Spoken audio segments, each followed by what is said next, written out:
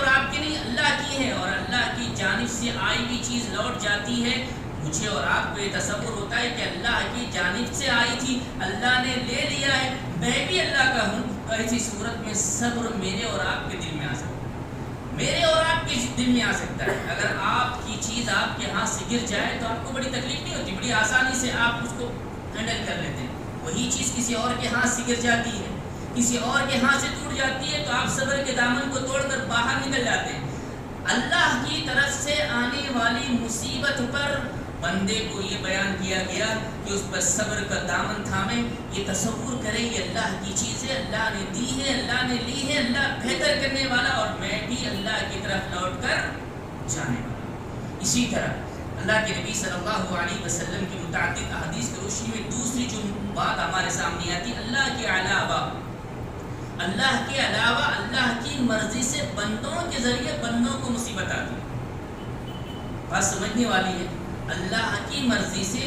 اللہ تعالیٰ بندے پر آزمائش کرتا ہے، موت کے ذریعے سے، طبیعت کی ناسازی کے ذریعے سے، مال کے نقصان کے ذریعے سے، اولاد کو اٹھا لیے جانے کے کئی ذرائع ایسے ہیں جہاں اللہ ڈائریکٹلی بندے کو آزماتا ہے۔ لیکن ایک مرحلہ ایسا ہوتا ہے جو میری اور آپ کی زندگی، دنیا کے ہر انسان کی زندگی کے اندر اس کا مرحلہ جاری اور ساری ہے، وہ ہے اللہ کی مرضی کے بعد بندوں سے بندوں کو تکلیف پہنچنا،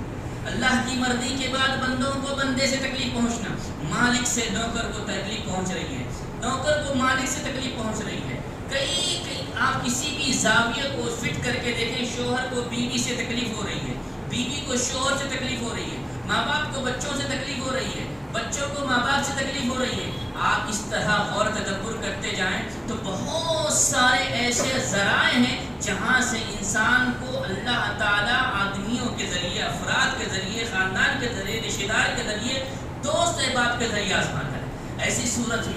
ایسی صورت میں کیا اسباب ہوتے ہیں جس کی وجہ سے یہ پریشانی آتی ہے؟ ایک پریشانی تو وہ جو اللہ دیتا ہے اور اس کا بدلہ دیتا ہے، یہ وہ پریشانی جو رشتہ داروں سے آ رہی ہے، دوست احباب سے آ رہی ہے، بیوی بچوں سے آ رہی ہے، عزیز اقارب سے آ رہی ہے، اڑوس پڑوس سے آ رہی ہے، رشتہ داروں سے آ رہی ہے، تجارت کے مرحلے میں آ رہی ہے۔ ایسی صورت میں انسان کو غور تدبر کرنا چاہیے کہ یہ مصیبت، یہ پریشانی، یہ آزمائش کیوں آتی ہے۔ ایسے مرحلے میں انسان 3 مراحل سے گزرتا ہے۔ جب مصیبت آتی ہے کسی فرد کی جانب سے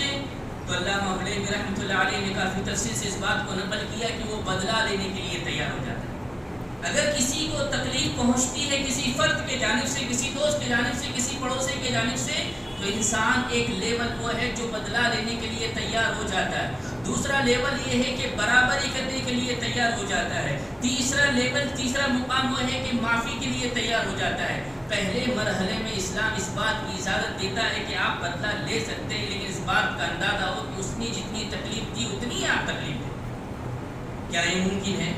ممکن نہیں ہے۔ انسان کا نفس غالب آتا ہے، اپنے مرحلے میں وہ اپنی چیزوں کو بڑا چڑھا کر پیش کرتا ہے، دوسروں کی چیزوں کو کمتر ثابت کرتا ہے، اور ایسی صورت میں آپ کے ساتھ ارد گرد رہنے والے آپ کو برگلاتے ہیں، آپ کو بھٹکاتے ہیں، آپ کو بہلاتے ہیں، کہتے ہیں اسے چھوڑنا نہیں، اگر ایسی تم چھوڑ دو گے تو دوبارہ پھر تم پر حملہ آور ہوگا، دوبارہ تمہارے ساتھ یہ معاملہ کرے گا، تمہارے ساتھ یہ معاملہ کرے گا۔ لہذا انسان تکلیف پہنچنے کے بعد، مصیبت پہنچنے کے بعد، کئی پرابلم ہونے کے بعد اس کو بدلہ لینے کے لیے تیار ہو جاتا ہے۔ اسلامی تعلیمات مساوات کا درد دیتی ہے، بدلہ لے سکتے ہیں، لیکن دوسرا مرحلہ یہ ہے کہ برابری کا بدلہ لیا جائے۔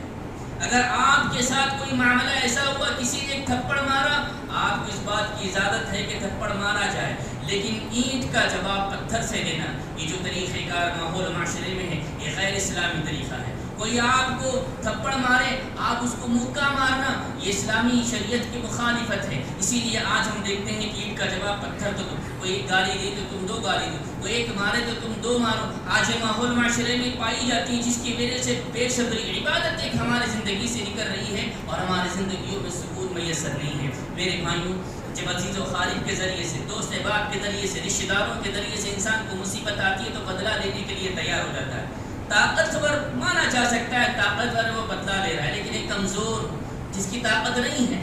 بدلہ نہیں لے سکتا ہے، لیکن اس کے باوجود بھی موقع میسر آئے تو وہ چھوڑتا نہیں۔ بڑے افسوس کے ساتھ یہ کہنا پڑتا ہے، جبکہ اسلامی تعلیمات کے نقطۂ نظر سے ہم دیکھیں تو اللہ کے نبی صلی اللہ علیہ وسلم نے معاف کرنے والوں کے بڑے درجات بلند کیے،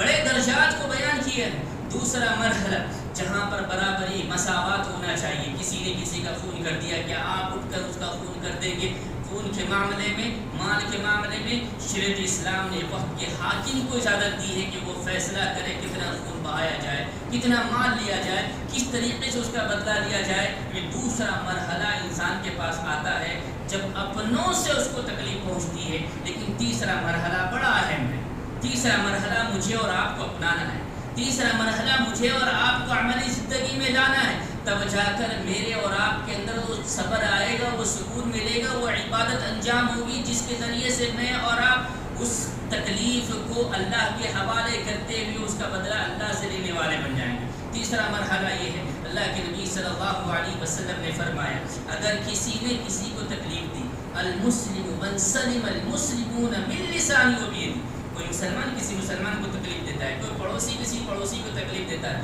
کوئی بیوی اپنے شوہر کو تکلیف دیتی ہے، کوئی شوہر اپنی بیوی کو تکلیف دیتا ہے، کوئی ماں باپ اپنے بچوں کو، اب سارے زاویوں کس پہ لیتے جائیں، المسلم من سلم المسلمون من لسانه وبيده۔ ایسی صورت میں مسلمان کو یہ کہنا چاہیے وہ مسلمان میں وہ ہوں جو میری زبان اور میری ہاتھ سے آپ کو تکلیف نہیں پہنچ سکتی، میں اللہ کے لیے آپ کو معاف کرتا ہوں۔ اگر یہ جذبہ میرے اور آپ کے اندر آئے گا، یہ کیفیت میرے اور آپ کے اندر آئے گی، یقین جانیے وہ جو صبر جس کو عبادت سے تعبیر کیا گیا، وہ صبر جس کو انبیاء علیہ السلام کی اہم چیزوں میں صفات میں شامل کیا گیا، وہ صبر جو مومن کے لیے صفات کا ذریعہ بنایا گیا، وہ صبر جس کے سلسلے میں اللہ نے کہا وبشر الصابرین، صبر کرنے والوں کو خوشخبری سنا دو، صبر کرنے والوں کے لیے خوشخبری سنا دو، ان اللہ مع الصابرین، اللہ تعالیٰ صبر کرنے والوں کے ساتھ ہوتا ہے۔ تھوڑی دیر کے لیے اگر آپ بدلہ لے لیتے ہیں تو دل کو سکون مل سکتا ہے، تھوڑی دیر کے لیے بدلہ لے لیتے ہیں دل کو سکون مل سکتا ہے، لیکن آخرت میں کیا حاصل ہوگا؟